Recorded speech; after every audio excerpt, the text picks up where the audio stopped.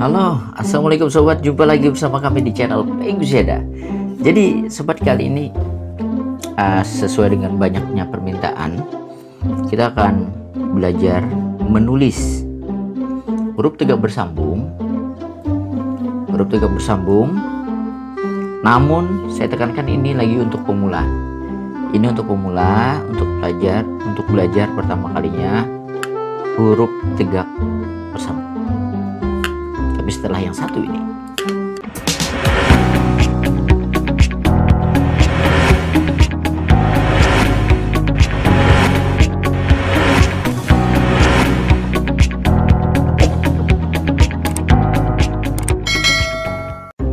nah sobat, kita akan mencoba dulu untuk melatih atau belajar menulis huruf tegak bersambung. Hal yang perlu pertama kita lakukan adalah kita akan menuliskan huruf ABCD-nya sampai Z itu dengan huruf tegak bersambung itu sendiri. Jadi alur atau arah gerakan tangan itu akan menentukan hasil dari tulisannya, hasil dari huruf-huruf yang kita akan tulis. Baik, saya akan tuliskan dulu A sampai Z. Yang pertama A. Jadi pada kertas tegak bersambung saat ini lazimnya itu terdiri dari tiga garis. Ada bagian atas, kemudian ada garis tengah di tengah, kemudian ada yang ke bawah.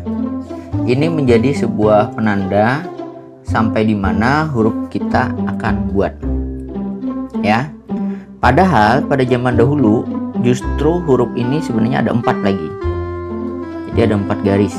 Kalau di sini cuma ada 3, 1, 2, 3, 4 dengan yang bawah ya. Kalau dahulu ada tambahan, jadi mungkin ada 5 garis. Nah, sekarang 3 saja. Maksud saya 3 kolom. Kalau dahulu ada 4. Jadi 5 garis. Kalau saat ini cuma ada 4 garis. Baik, kita akan bentuk-bentuk hurufnya dulu. Mudah-mudahan bisa terlihat dengan jelas. A, kita menggunakan huruf non kapital semua ya. Baik, A seperti ini. Ciri khas huruf tegak bersambung adalah ada garisnya terlebih dahulu. Ada garisnya di awal. Kemudian seperti ini. A. B naik ke atas.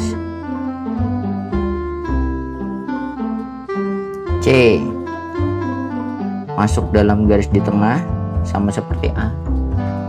D tarik dulu seperti C dulu, kemudian setengahnya saja. O atau E seperti C langsung saja. F turun ke bawah.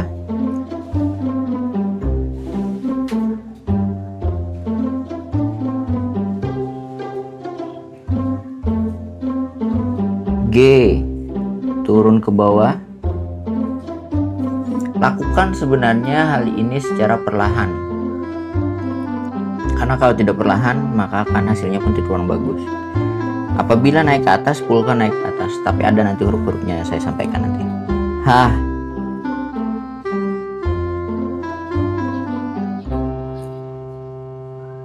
I, mudah sekali I. J seperti ini turun ke bawah, ada titiknya. K naik ke atas, kemudian ada garis 2 ya gitu ya. K. L seperti biasa, mudah saja. M ini juga mudah.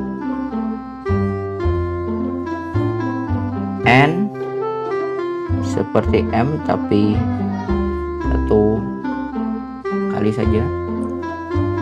O, nah ini agak sedikit, nah seperti ada bulatan di atas. O. P turun ke bawah. Q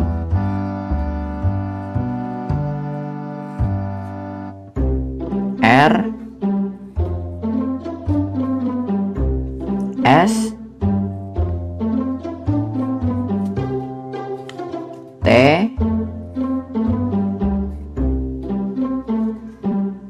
U, V, W seperti X. Nah, X ini menarik nih. Ada yang seperti ini. Nah, ada juga yang di garis dulu sampai sini, garis baru seperti itu sambung. Terserah. X, Y seperti G tapi terbuka. Z.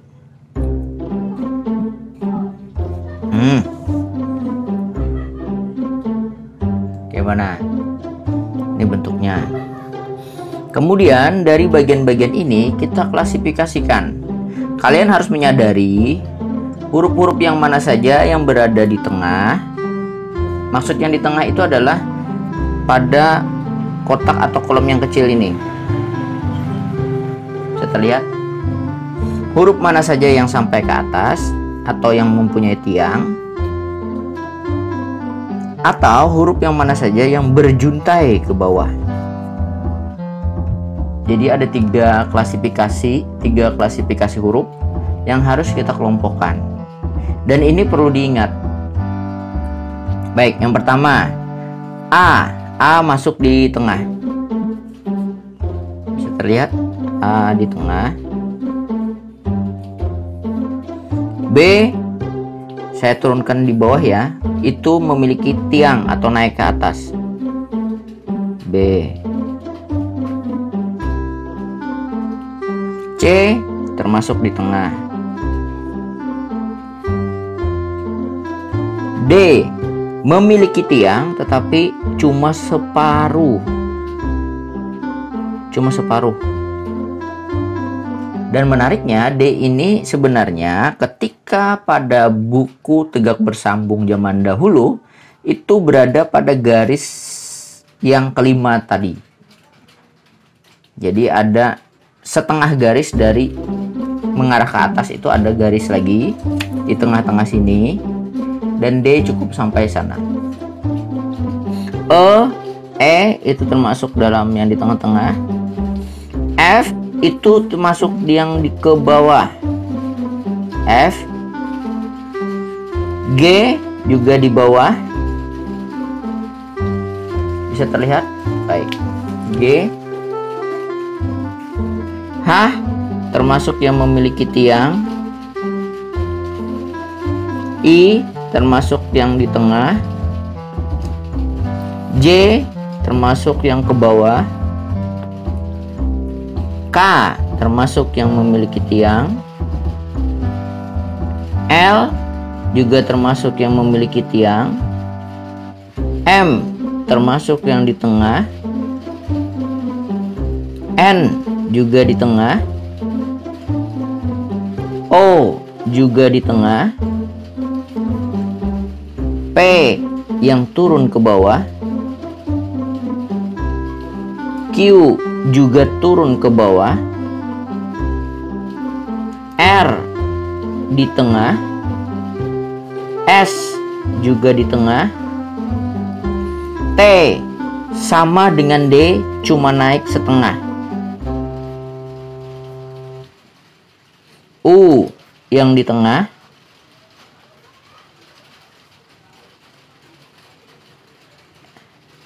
S, T, U, V juga di tengah. W juga di tengah. Wow, cukup juga nggak sih? W. Kemudian WX juga di tengah. Wow, tengah. Y turun ke bawah. Dan Z juga di tengah, tapi mohon maaf karena tidak cukup, jadi saya taruh di depan ya. Z di sini, Z di sini, semoga terlihat. Nah, ini dia klasifikasi huruf-huruf yang berada di tengah, yang naik ke atas, Yang naik ke atas cuma B, H, K, dan L. 1, 2, 3, 4. Ada yang naik setengah, D dan T. Ada yang turun ke bawah, F, G, J, P, Q, dan Y.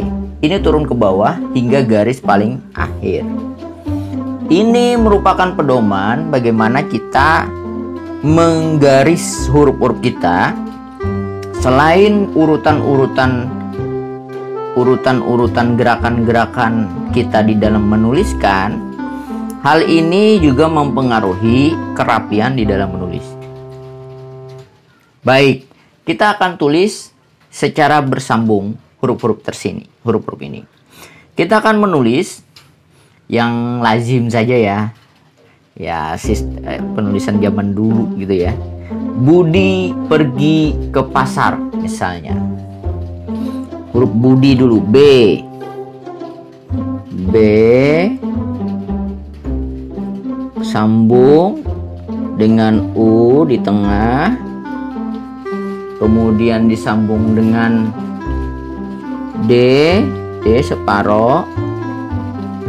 Sambung dengan I. Budi. Bisa terlihat?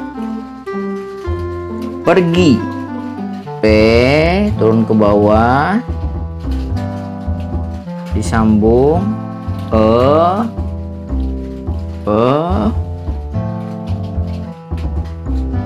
tidak begitu jelas terlihat. Seperti ini bagaimana? Semoga bisa terlihat. P, R, G turun ke bawah, I sambung. Pergi. Bisa ya. Kemudian ke, naik ke atas, huruf K seperti ini, lalu sambung E, ke, baru sekolah, huruf S. Sebenarnya lakukanlah hal ini secara perlahan-lahan, karena mau disambung maka separuh dulu baru boleh disambung dengan E. Separuh saja dulu, kemudian sambung K,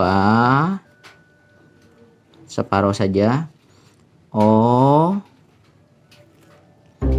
baru L, naik ke atas, baru A, baru H.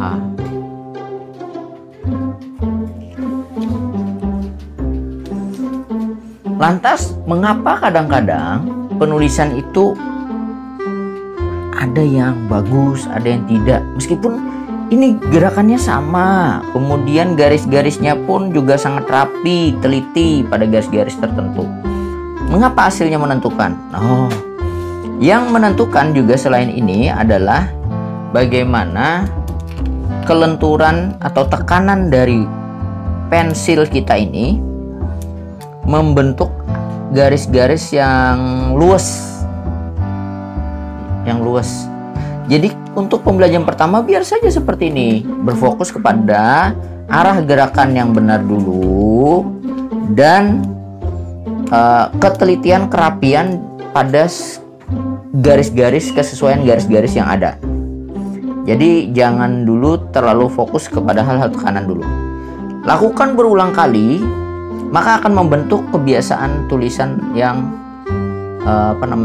ada yang tekanannya yang ditekan keras, ada yang sedikit lembut dan sebagainya. Itu sangat mempengaruhi. Contoh, saya akan membuat tulisan Garuda. Ini berbeda dengan yang tadi. Coba G. Nah kan seperti ini. Kemudian A, dia akan memberikan tekanan yang pelan saja dulu. G. Kemudian R, Ru, kemudian U, kemudian D, kemudian A. Nah, dia akan membentuk garis-garis arus. Kalau kalian perhatikan, nah seperti ini. Mengapa? Karena tekanan-tekanan sisa ini tidak begitu ditekan sedemikian rupa. Tetapi hal ini dilakukan ketika sudah mulai mahir semuanya. Kalau baru awal pasti akan menekan semuanya. Sisa-sisa ujungnya itu kadang-kadang tidak terlalu ditekan, maka akan membentuk apa ya, bentuk dari goresan yang tidak terlalu tebal. Seperti halnya kalau misalnya kita membuat apa ya, huruf-huruf indah yang selayaknya kaligrafi, mereka memposisikan sebuah apa namanya, alat tulisnya itu dengan posisi yang sedikit teruncing. Memang didesain sedemikian rupa karena itu akan membentuk tekanan-tekanan, goresan-goresan yang tipis dan tebal. Nah, seperti itu juga pada huruf tegak bersambung ini. Ada yang tebal, ada yang sedikit ditipiskan seperti itu. Ini sekolah. Saya akan membuat sekolah yang lain dengan, maksud saya dengan sekolah yang lain lagi, dengan huruf yang sedikit ditipis-tipiskan. S, E, K, O, L, A, dan H. Nah, berbeda kan sedikit. Kalau kalian perhatikan lebih dekat, penekanan-penekanannya sedikit berbeda. Yang di bawah lebih bagus, Pak. Ada yang tipis sedikit, ada yang sedikit yang tidak, ada yang tebalnya, ada yang tipisnya. Ya memang berbeda. Tetapi biar saja dulu yang pertama itu kita membuat sesuai garis dan sesuai gerakannya yang benar dulu, bagaimana menulis huruf. Nah, itu dulu. Ini dia pembelajaran kita tentang menulis huruf tegak bersambung. Kuncinya dari semua ini tidak lepas dari ketelitian. Sekali lagi, ketelitian dan kesabaran. Menulis huruf tegak bersambung ini kuncinya adalah kesabaran dan ketelitian. Kalian harus tenang dulu, tidak perlu tergesa-gesa, biar pelan tak asal bagus. Seperti itu dulu. Lakukanlah berulang-ulang hingga kalian mahir. Ketika sudah mahir, maka kalian bisa mempercepat gerakan tersebut. Dan harus teliti. Kalau sampai garis sini, maka harus sampai garis sini. Jangan lewat, jangan kurang. Itu dia. Sekian tutorial kita menulis huruf tegak bersambung. Jika menyukai video ini, silahkan like. Dan jangan lupa subscribe channel Peggy, aktifkan lonceng notifikasinya untuk mendapatkan update video terbaru dari kami. Semoga berguna. Saksikan video lainnya dan dadah.